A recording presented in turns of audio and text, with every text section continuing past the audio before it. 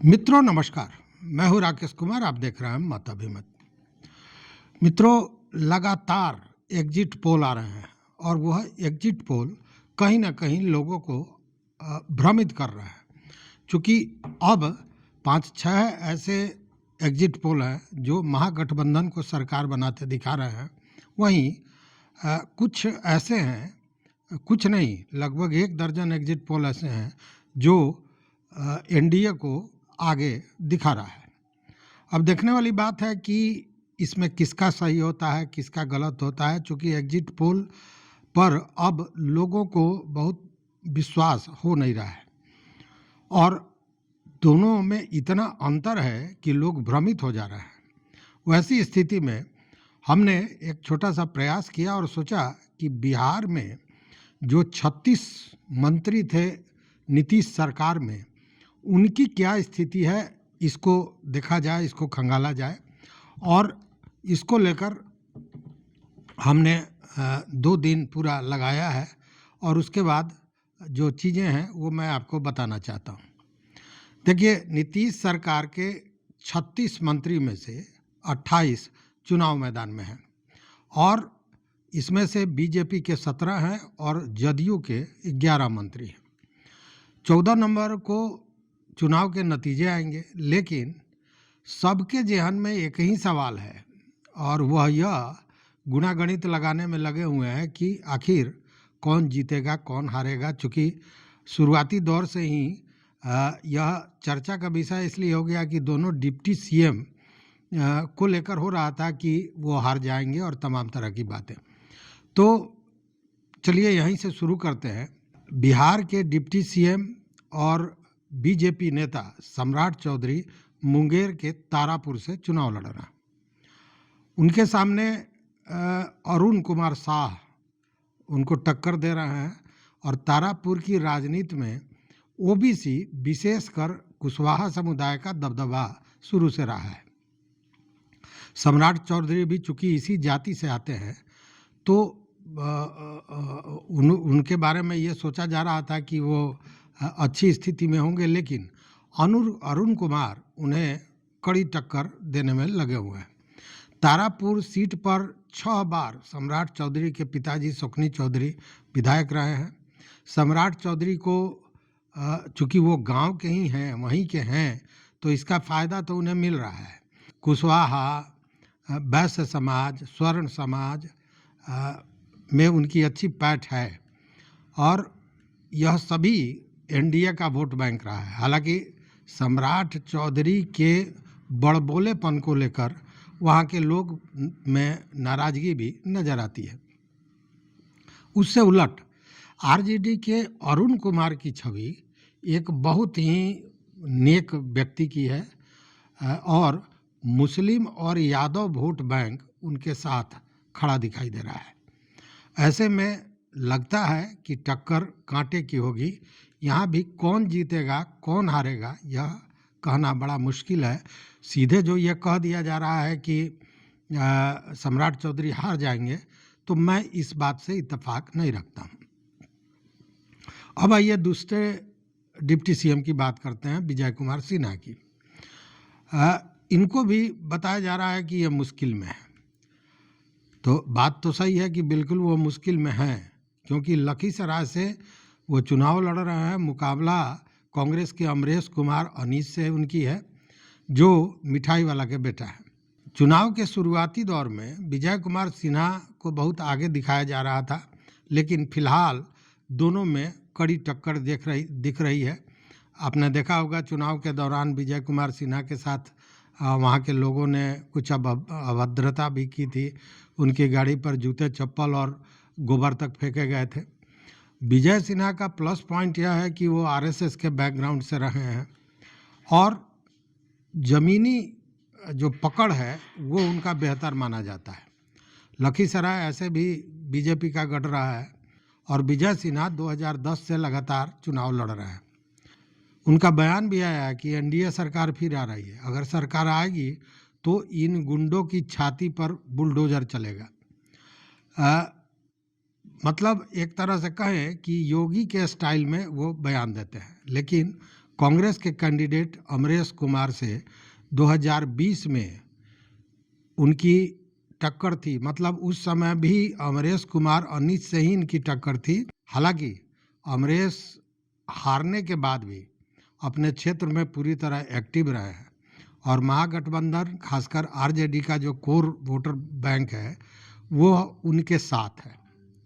तो ऐसे में कहा जा रहा है कि इस बार विजय सिन्हा की मुश्किलें बढ़ सकती हैं, क्योंकि विजय सिन्हा का बहुत विरोध भी हुआ है। जो मैंने बताया, एंटी इनकम्बेंसी फैक्टर भी वहाँ काम कर रहा है। बालू माफिया जो है वह भी विजय कुमार सिन्हा के खिलाफ हैं और उनके खिलाफ काम कर रहे हैं। तो निश्चित रूप से यह सीट मुश्किल में दिख रही है। अब जरा देखें एक बड़े कद्दावर नेता जो बीजेपी के मंगल पांडे हैं, उनका क्या हाल है। यहाँ भी टक्कर कांटे का दिखाई दे रहा है। अब आरजेडी के जिस नेता के खिलाफ वो चुनाव लड़ रहे हैं वह भी बड़े नेता हैं, अवध बिहारी चौधरी। उनको हराना इतना आसान नहीं दिखता है। स्वास्थ्य मंत्री मंगल पांडे बाहुबली साहुद्दीन के गढ़ सिवान से चुनाव लड़ रहे हैं और ये जो सीनियर लीडर हैं अवध बिहारी चौधरी, वह 6 बार विधायक रह चुके हैं। मौजूदा विधायक भी अभी वही है, मतलब सिटिंग भी वही है। एमआईएम के मोहम्मद कैफ और जनसुराज के इत्तेफाक अहमद भी चुनाव मैदान में है। तो अगर एमआईएम और जनसुराज ने ज़्यादा वोट काट लिया तो वो महागठबंधन का काटेगा, क्योंकि दोनों मुस्लिम समुदाय से आते हैं और उस स्थिति में मंगल पांडे चुनाव जीत जाएंगे। अगर वो नहीं काट पाए, मतलब जनसुराज और एमआईएम के कैंडिडेट मुस्लिम वोट को नहीं काट पाते हैं, उस स्थिति में निश्चित रूप से मंगल पांडे के लिए खतरे की घड़ी होगी। कुडनी, मुजफ्फरपुर के कुडनी से केदार प्रसाद गुप्ता चुनाव लड़ रहे हैं, जो पंचायती राज मंत्री हैं। इस सीट पर वो 2015 का और 2022 का उपचुनाव पहले ही जीते हुए हैं। उनका मुकाबला आरजेडी के सुनील कुमार सुमन से है और जनसुराज ने यहाँ पे अफरोज आलम को उतार दिया है। केदार गुप्ता यहाँ से मजबूत नज़र आ रहे हैं, क्योंकि जनसुराज का जो उम्मीदवार है वह वोट काट रहा है और वह वोट महागठबंधन का काटेगा। केदार गुप्ता का अपना वोट बैंक है, वैश्य और अति पिछड़ा वर्ग में मजबूत पकड़ है उनकी।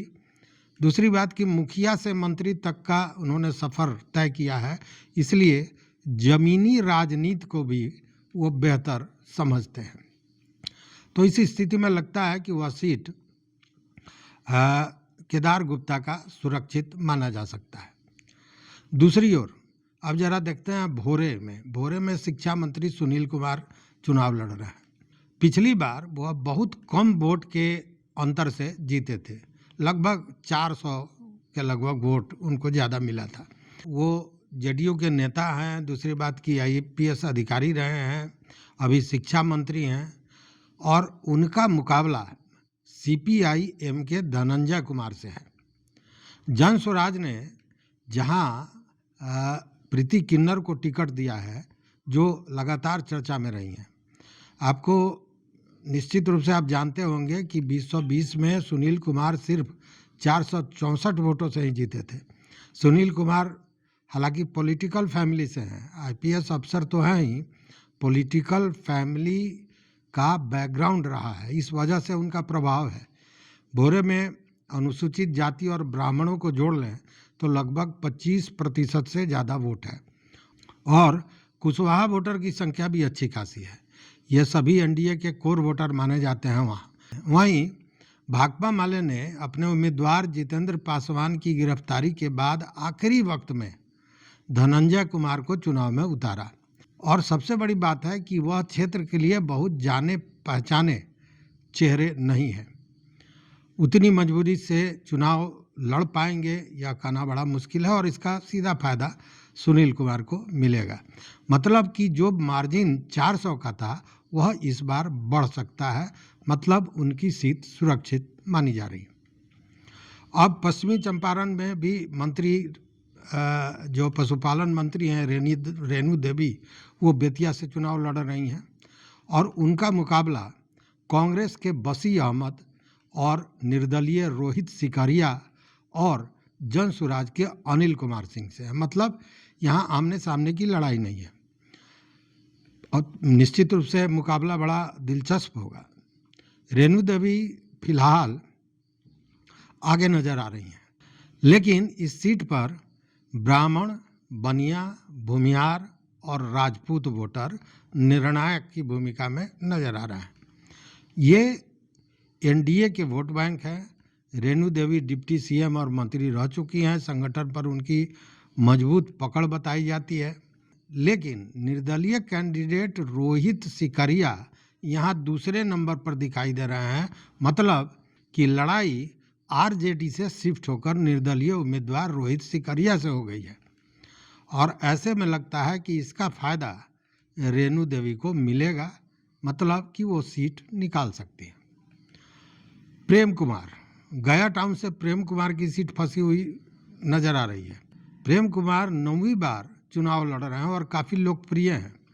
8 बार से वह जीतते रहे हैं। उनका मुकाबला कांग्रेस के मोहन श्रीवास्तव और जन सुराज के धीरेन्द्र अग्रवाल से है।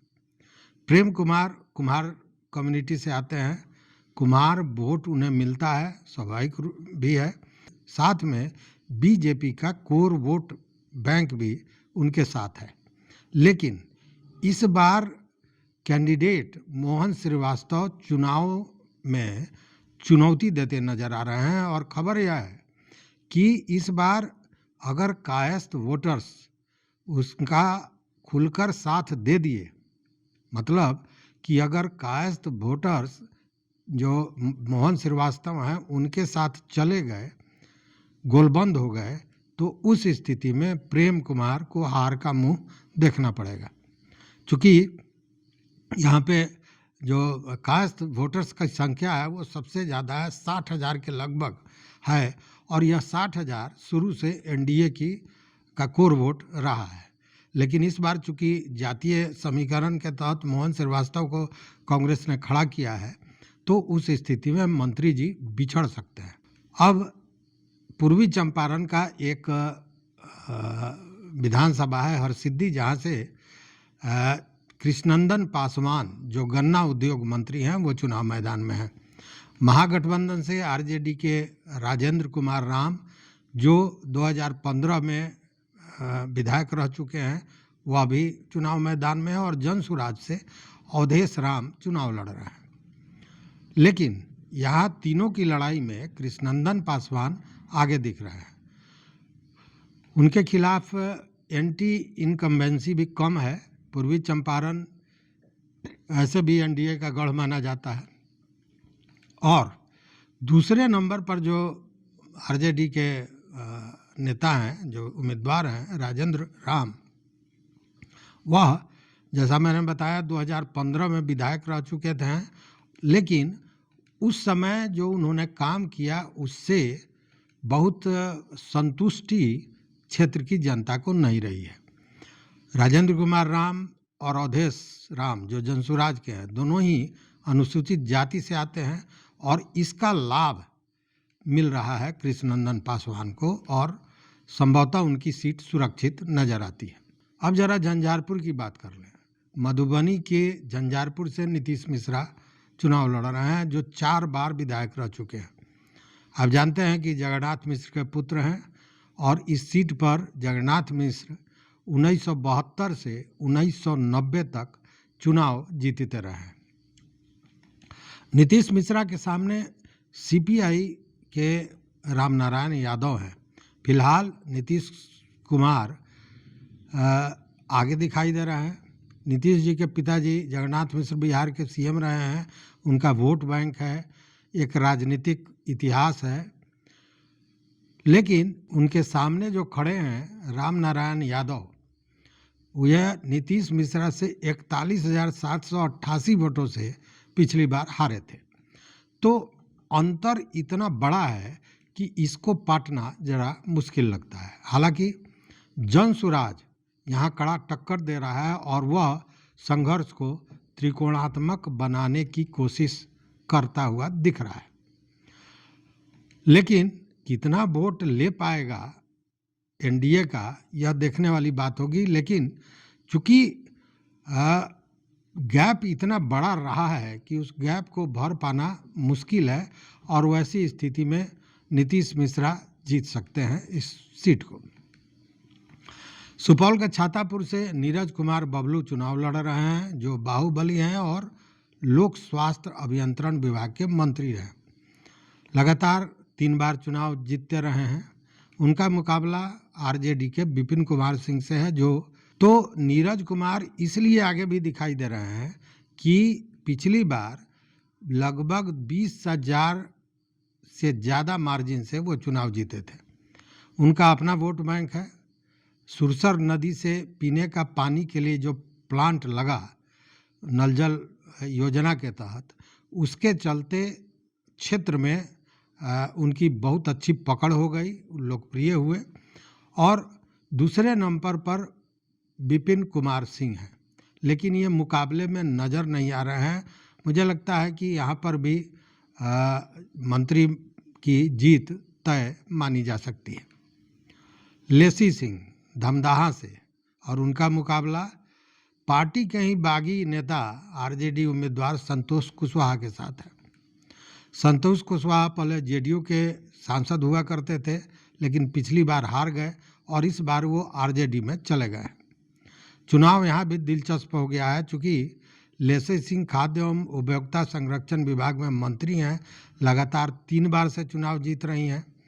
उनके सामने 2 बार जेडीयू के टिकट पर पूर्णिया से सांसद रहे हैं संतोष कुशवाहा, और प्रशांत किशोर की पार्टी जनसुराज के राकेश कुमार उर्फ बंटी यादव भी चुनाव मैदान में है।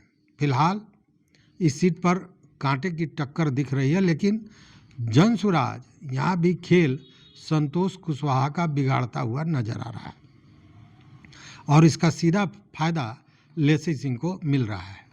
लेसी सिंह लगातार क्षेत्र में बनी रहती हैं, और इस कारण मुझे लगता है कि उनकी स्थिति अच्छी है। पिछले बार वो लगभग 33,000 वोट से ज़्यादा मार्जिन से जीती थी, तो वोट का भी अंतर बड़ा है। दूसरी बात है कि यहाँ पे भी एंटी गवर्नमेंट सेंटीमेंट दिखाई नहीं दे रहा है, तो इसका फ़ायदा भी उन्हें मिलेगा। मतलब कि मिला जुला के हम कह सकते हैं कि लेसी सिंह यहाँ संतोष कुशवाहा पर भारी दिख रही हैं। देखिए, अब जरा बांका जिला की बात कर लिया जाए। बांका जिला का अमरपुर सीट, जहाँ कांग्रेस के जितेंद्र सिंह चुनाव लड़ रहे हैं, और उनके सामने खड़े हैं नीतीश सरकार के भवन निर्माण मंत्री जयंत राज, जो अपने काम के बदौलत वोट मांग रहे हैं, जबकि जितेंद्र सिंह बदलाव की बात कर रहे हैं। देखिए, जयंत राज ने जितेंद्र सिंह को सिर्फ 314 वोट से पिछले चुनाव में हराया था। कहने का मतलब कि कांटे की टक्कर यहाँ हो सकती है। पिछली बार लोक जनशक्ति पार्टी से चुनाव लड़ने वाले मृणाल शेखर जेडीयू के साथ हैं, तो इसका फायदा भी उनको मिल सकता है, मतलब मंत्री महोदय को मिल सकता है, और इसी के चलते उनकी जीत भी हो सकती है। कांग्रेस के कैंडिडेट जो हैं जितेंद्र सिंह, जातीय समीकरण के लिहाज से भी वो कमज़ोर पड़ रहे हैं, चूँकि वो राजपूत जाति से है, और यह कम्युनिटी एनडीए को वोट देती रही है, एनडीए की कोर वोटर रही है। तो उस स्थिति में यहाँ मंत्री की कुर्सी बच सकती है। चकाई से सुमित कुमार सिंह इस बार जदयू के टिकट पर चुनाव लड़ रहे हैं। आप जानते हैं कि उनके पिता भी कद्दावर नेता थे। जमुई जिले की चकाई सीट से वो चुनाव लड़ रहे हैं, और विज्ञान और प्रौद्योगिकी मंत्री हैं। उनका मुकाबला आरजेडी की सावित्री देवी से है। सुमित कुमार पॉलिटिशियन फैमिली से हैं। पिता नरेंद्र सिंह, दादा श्री कृष्ण सिंह बिहार में मंत्री थे। 2 भाई भी विधायक रह चुके हैं। वो 2010 में झारखंड मुक्ति मोर्चा और 2020 में निर्दलीय चुनाव जीते थे। इसका मतलब कि उनका अपना वोट बैंक है, तभी निर्दलीय कोई जीत सकता है। और दूसरी बात कि जेएमएम के सीट पर भी टिकट पर भी उन्होंने जीत हासिल की थी।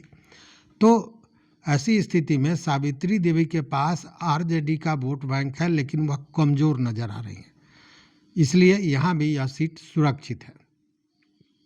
फुलपुरास से शीला कुमारी मंडल मैदान में है, जो परिवहन मंत्री हैं। शीला मंडल 2 बार से विधायक भी हैं। पिछला चुनाव उन्होंने 10,000 से ज़्यादा, लगभग 11,000 वोट से जीता था। उनका मुकाबला कांग्रेस के सुबोध मंडल से है। सुबोध मंडल मधुबनी के जिला अध्यक्ष हैं, लेकिन अभी शीला मंडल आगे दिखाई दे रही हैं, क्योंकि शीला मंडल पॉलिटिकल फैमिली से आती हैं। शीला मंडल के चचेरे ससुर धनिकलाल मंडल फुलपरास से विधायक और बिहार विधानसभा के अध्यक्ष रह चुके हैं। केंद्र में गृह राज्य मंत्री और राज्यपाल भी वो रह चुके हैं। उनके जेठ भूषण मंडल, जो आरजेडी के टिकट पर लोहा से विधायक रह चुके हैं, और शीला मंडल का अपना वोट भी है जो उन्हें बचा रहा है। इस सीट पर कांग्रेस कमज़ोर नज़र आ रही है, और ऐसी स्थिति में शीला मंडल यहाँ चुनाव निकाल लेंगी। नीतीश सरकार की सबसे सीनियर मंत्री, याद कीजिए, विजेंद्र प्रसाद यादव। और विजेंद्र बाबू तो बहुत पुराने मंत्री हैं, और मुझे लगता है कि उनके खिलाफ कोई एंटी इनकम्बेंसी फैक्टर नहीं है। यह बड़ी बात है, इसलिए वो चुनाव जीत जाएंगे। और बतौर मंत्री उन्होंने जितना काम अपने क्षेत्र के लिए किया है, शायद ही किसी ने किया हो। वो 1990 से लगातार सुपौल सीट से चुनाव जीत रहे हैं। उनका मुकाबला कांग्रेस के मिन्नतुल्लाह रहमानी से है, और 2020 में इन्हीं दोनों का मुकाबला था। तब विजेंद्र प्रसाद यादव ने उन्हें 28,000 से ज़्यादा वोटों से हराया था। तो सुपौल में उनकी बहुत अच्छी स्थिति है, एंटी इनकम्बेंसी भी नहीं है। मिथिलांचल को जोड़ने के लिए 4 लेन रोड, रेल, महासेतु, मेडिकल कॉलेज, हॉस्पिटल आदि बनाने का श्रेय भी विजेंद्र प्रसाद यादव को है। दूसरी ओर कि कांग्रेस से मिन्नतुल्लाह रहमानी कांग्रेस के पहले पसंद नहीं थे, उन्हें आखिरी वक्त में टिकट दिया गया। बहुत ऐसे फैक्टर हैं जो वहाँ मंत्री के पक्ष में हैं। मैंने पहले भी कहा कि इलाके में उन्होंने जितना काम किया है उतना कोई दूसरा अभी तक नहीं किया होगा, मतलब कि वह बहुत लोकप्रिय हैं। मतलब स्पष्ट है कि विजेंद्र प्रसाद यादव उस सीट को जीत लेंगे। नीतीश सरकार के एकमात्र मुस्लिम विधायक रहे हैं जमा खान, जो अल्पसंख्यक मामलों के मंत्री भी रहे हैं। हालांकि जीते थे वो बीएसपी के टिकट से, लेकिन बाद में वो जेडीयू में चले गए थे, और इस बार जेडीयू की टिकट पर वो चुनाव लड़ रहे हैं। तो इस सीट पर बहुजन समाज पार्टी का मजबूत कैडर है। जान लीजिए, 30% दलितों में बसपा की पैठ है। 2020 में जमा खान बसपा के टिकट पर ही चुनाव जीते थे, क्योंकि उनको मुस्लिमों का भी वोट मिल गया था, और साथ में दलित तो थे ही, चूँकि बीएसपी के टिकट पर वो चुनाव में थे। महागठबंधन से भी यहाँ 2 प्रत्याशी हैं। वीआईपी के प्रदेश अध्यक्ष हैं बाल गोविंद बिंद। महागठबंधन की तरफ से उन्होंने नामांकन दाखिल किया था, लेकिन बीजेपी के पूर्व विधायक बृजकिशोर बिंद ने आखिरी वक्त में आरजेडी ज्वाइन की और नामांकन कर दिया। अब 2 उम्मीदवार वहाँ पे हो गए हैं, और ऐसी स्थिति में एनडीए के लिए मुश्किलें खड़ी हो गई हैं। मतलब कि यह चुनाव फंसा हुआ है। दूसरी ओर संजय सरावगी का भी सीट फंसता हुआ नजर आ रहा है। संजय सरावगी राजस्व एवं भूमि सुधार मंत्री हैं। 2020 में संजय सरावगी ने 10,639 वोट से चुनाव जीता था। इस बार उनका मुकाबला वीआईपी के उमेश सहनी से है। वहीं से द प्लूरल्स पार्टी की पुष्पम प्रिया चौधरी भी चुनाव लड़ रही हैं। जनसुराज के रिटायर्ड आईपीएस आरके मिश्रा भी मैदान में है। इसमें संजय सरावगी थोड़ा फंसे दिखाई दे रहे हैं, लेकिन मुझे लगता है कि अगर आरके मिश्रा ने पूरी तरह से पूरा ब्राह्मण वोट नहीं काट लिया होगा तब उनको हराना मुश्किल है। लेकिन अगर आरके मिश्रा को ब्राह्मणों ने वोट किया और 50% से ज़्यादा ने वोट कर दिया, तो उस स्थिति में आरके मिश्रा जीतेंगे तो नहीं, लेकिन यहाँ से बीजेपी मतलब संजय सरावगी हार सकते हैं। तो यहाँ भी लड़ाई कांटे की दिख रही है।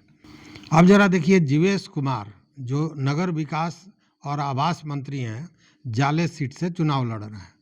उनका मुकाबला ऋषि मिश्रा से है। ऋषि मिश्रा आरजेडी से हैं, लेकिन कांग्रेस के सिंबल पर चुनाव मैदान में उतरे हुए हैं। तो यहाँ जातीय स्तर पर देखिए एक भूमियार और एक ब्राह्मण के बीच में ये लड़ाई है। 2020 में इस सीट से जीवेश मिश्रा 21,795 मतलब लगभग 22,000 वोटों से जीते थे। इस बार भी वो आगे दिख रहे हैं, क्योंकि इतना मार्जिन पूरा करके उनको हराना बहुत आसान दिख नहीं रहा है।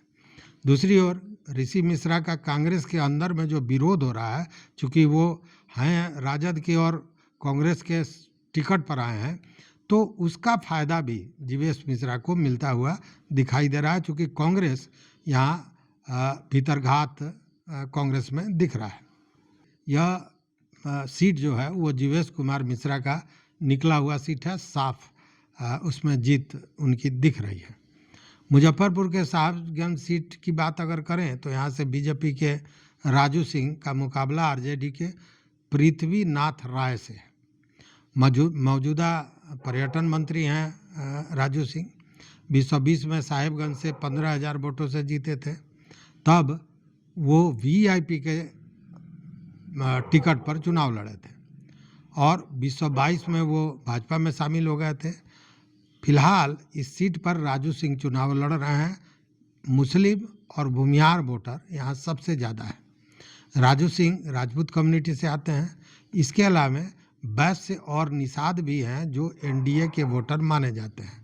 लेकिन इस बार मुकेश सहनी महागठबंधन के साथ हैं, इसलिए इसका असर दिखेगा।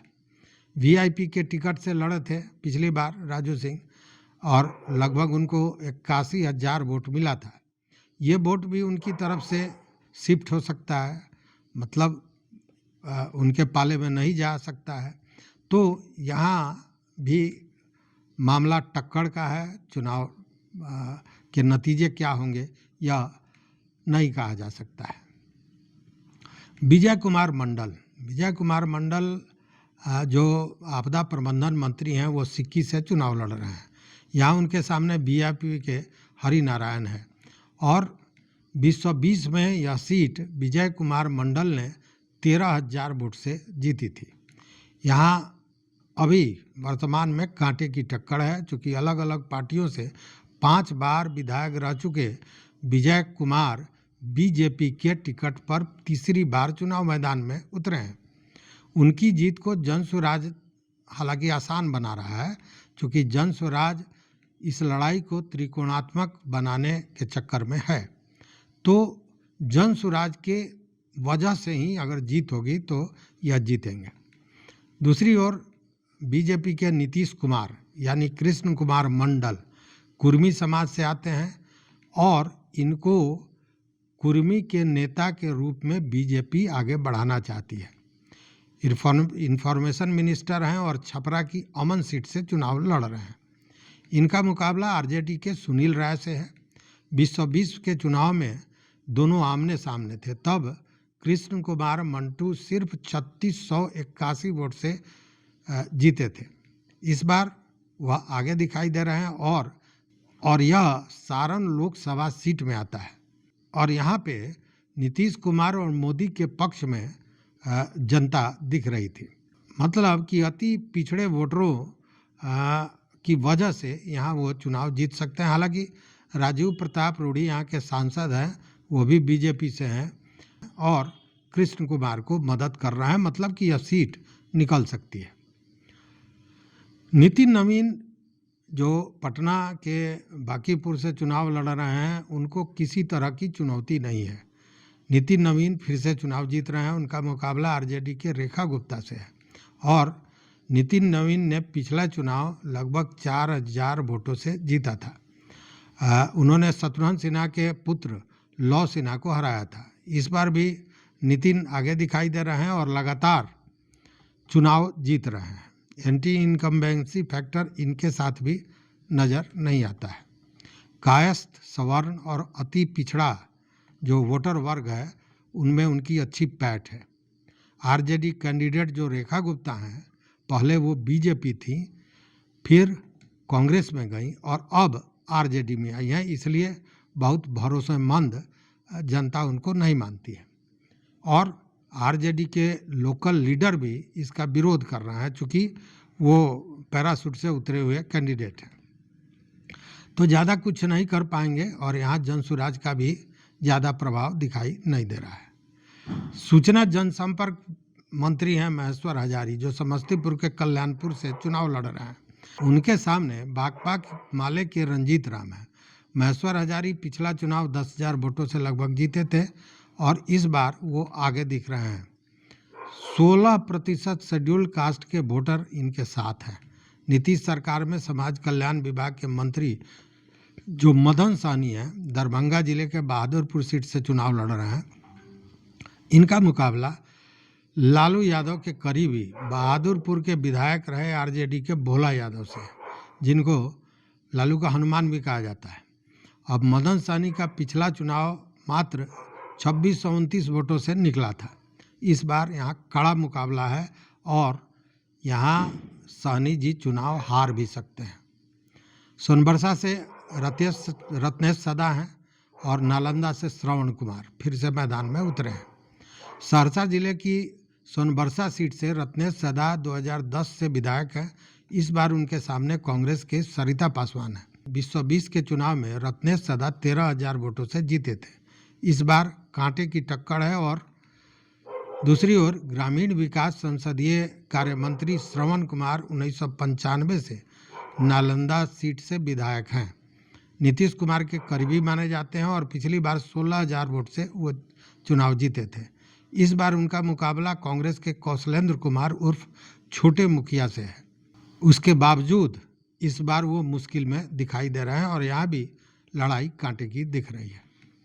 मछवाड़ा सीट की बात करें तो सुरेंद्र मेहता और बिहार शरीफ से डॉक्टर सुनील कुमार भी आगे बताया जा रहा है। मछवाड़ा सीट से सुरेंद्र मेहता नीतीश सरकार के खेल मंत्री हैं, चुनाव जीत सकते हैं। हालांकि पिछली बार मात्र 484 वोटों से वो चुनाव जीते थे।